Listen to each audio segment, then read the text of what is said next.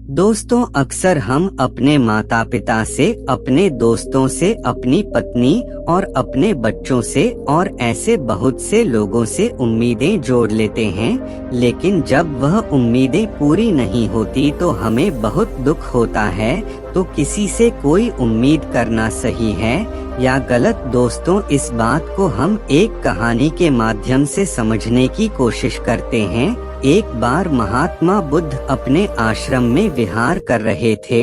तभी एक आदमी बुद्ध के पास आया और बोला, हे बुद्ध, मैंने आपकी बहुत प्रशंसा सुनी है।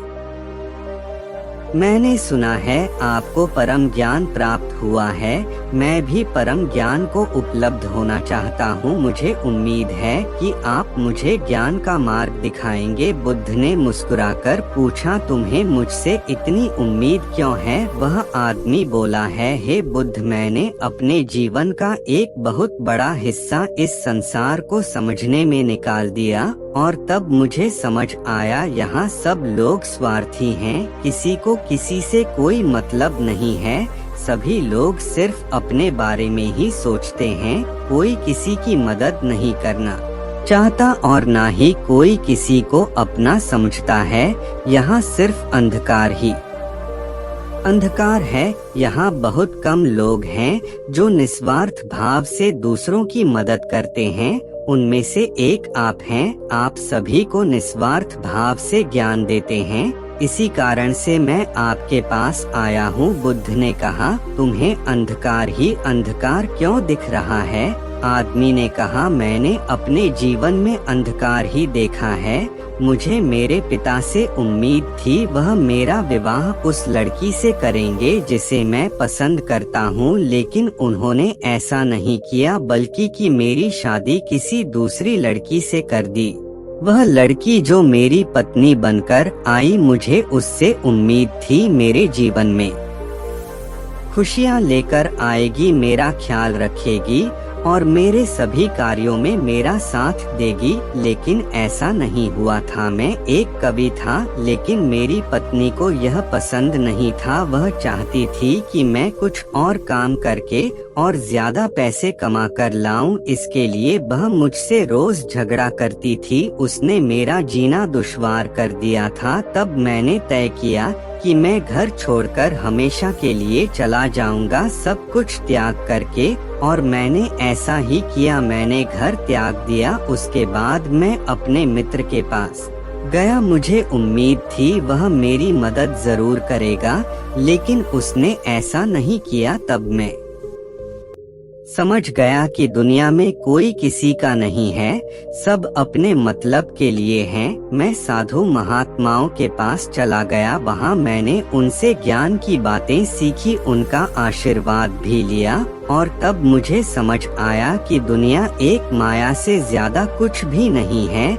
यह माया सभी को भ्रमित करती है। इस माया में जो उलझ गया उसका कल्याण नहीं हो सकता। इसीलिए मैं प्रभु की आराधना में लग गया ताकि मेरा परलोक सुधर सके, और मुझे आपसे पूर्ण उम्मीद है कि आपके पास मुझे ज्ञान जरूर मिलेगा। यह सुनकर बुद्ध मुस्कुराए और बोले, लेकिन उससे पहले तुम्हें मेरा एक काम करना होगा। क्या तुम करोगे? आदमी ने कहा, अवश्य। बुद्ध ने कहा, ठीक है, मैं तुम्हें घड़ा देता हूँ। उस पर मैंने अपने हाथों से कलाकृतियाँ बनाई है।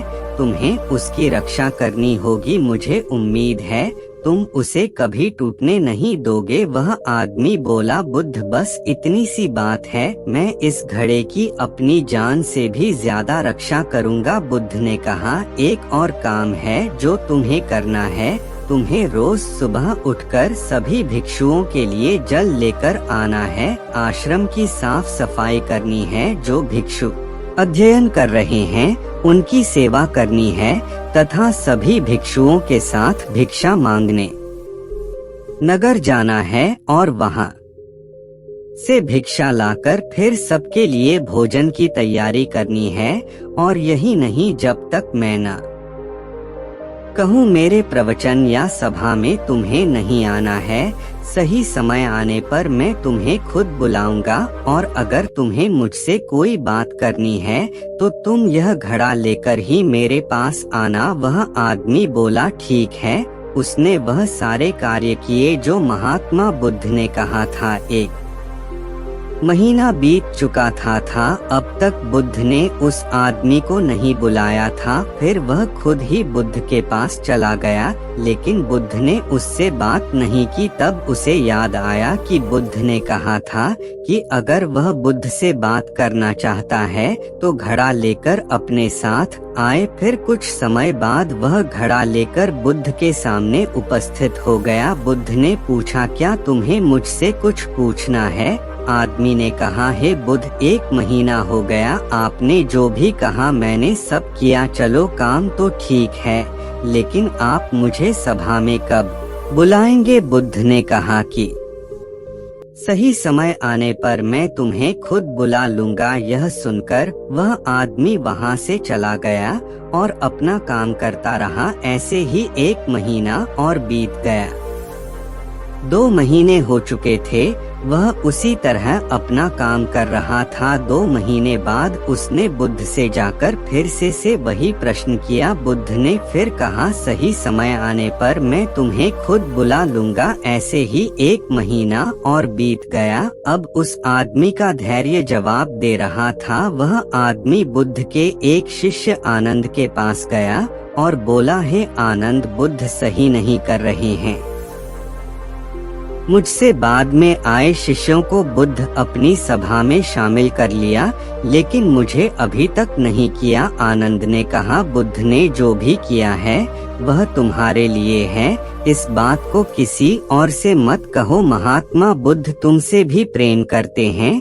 उन्होंने जो घड़ा तुम्हें दिया है वह उन्होंने खुद बनाया है। उन्होंने आज तक यह घड़ा किसी को नहीं दिया था, लेकिन तुम्हें दिया। वह आदमी यह सुनकर चुपचाप चला गया। उसे लगने लगा था कि घड़ा देकर बुद्ध ने उसे अपना गुलाम बना लिया है।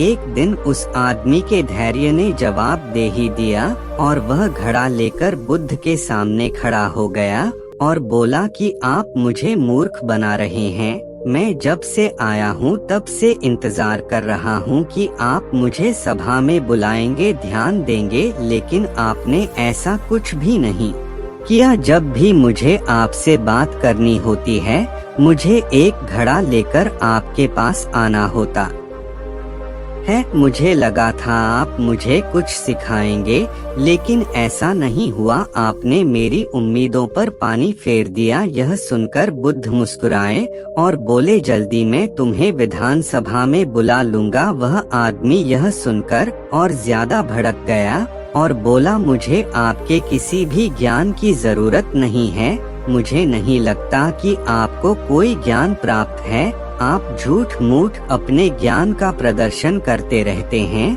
और मुझे आपके इस घड़े की भी कोई जरूरत नहीं है। और वह घड़ा उस आदमी ने जमीन पर दे मारा। घड़ा टूट गया। बुद्ध एक कपड़े में उस घड़े के टुकड़ों को समेटने लगे। यह सब देखकर वह आदमी लज्जित हो गया और बुद्ध से माफी मांगने लगा और बोला, हे बुद्ध, मुझे क्षमा कर दे, मुझे क्रोध आ गया था। बुद्ध ने मुस्कुराते हुए कहा, अब समय आ गया है, तू सभा में उपस्थित हो सकते हो। बुद्ध उस आदमी को सभा में ले गए और प्रवचन शुरू कर दिया। बुद्ध ने कहा, इस दुनिया में आदमी का सबसे बड़ा दुख का कारण उसका किसी वस्तु से खुद को जोड़ना है। जब हम किसी से कोई उम्मीद लगा लेते हैं और वह उम्मीद पूरी नहीं होती है तो हमें दुख होता है। एक पिता अपने पुत्र से उम्मीद लगा लेता है कि वह उसके बताए रास्ते पर चले और पुत्र अपने पिता से उम्मीद लगा लेता है वह उसके बताए रास्ते में उसको आगे चलने में उसका सहयोग दे। ऐसे ही बहुत सी उम्मीदें पति पत्नी एक दूसरे से लगा लेते हैं, इसी तरह दुनिया में ज्यादातर लोग एक दूसरे से कुछ ना कुछ उम्मीद लगा ही लेते हैं, और जब यह उम्मीद पूरी नहीं होती तो यह क्रोध का रूप ले लेती है, जो हमारी बुद्धि का नाश कर देती है, जिससे आदमी खुद का नुकसान करता है। क्रोध कर्म कोयले को अपनी हथेली पर रखने के समान होता है, जिससे हम दूसरों को जलाना तो चाहते हैं, लेकिन उससे पहले आप खुद का ही हाथ जला लेते हैं। अपने कपड़े से उस घड़े के टुकड़ों को निकालकर उस आदमी के आगे रख देते हैं और पूछते हैं, क्या तुम इससे वापस जोड़ सकते हो? वह आदमी लज्जित होकर हाथ जोड़कर बुद्ध से बोला, मुझे माफ कर दे, मेरी बुद्धि नष्ट हो गई थी, मैंने ऐसा काम किया, मैं इसे वापस जोड़ नहीं सकता। बुद्ध ने कहा, मैं यही आपको समझाना चाहता हूँ, तुमने पूरी जिंदगी दूसरों से उम्मीदें की, जब वह पूरी नहीं हुई तब तुम क्रोध में आकर वहाँ से भाग खड़े हुए, जिससे तुम्हारा ही नुकसान हुआ अपने स्वार्थ के लिए। दूसरों से उम्मीद नहीं करनी चाहिए। बुद्ध ने कहा, जब भी तुम दूसरों से अपने स्वार्थ के लिए उम्मीद करोगे तो खुद ही दुख पाओगे, लेकिन अगर वही तुम दूसरों को सुख देने की उम्मीद करोगे तुम्हें भी सुख मिलेगा। वह आदमी बोला, है बुद्ध, आप मुझे क्षमा कर दें और अपने चरणों में जगह दे, मैं भी परम ज्ञान की तरफ आगे बढ़ना चाहता हूँ। बुद्ध ने कहा, अभी तुम अपने घर जाकर अपने पिता और पत्नी के साथ रहो, तुम्हें अभी गृहस्थ जीवन जीने की आवश्यकता है। उस आदमी ने बुद्ध से कहा, बुद्ध, क्या मुझे ज्ञान प्राप्त करने का अधिकार नहीं है? आप मुझे वहाँ क्यों भेज रहे हैं?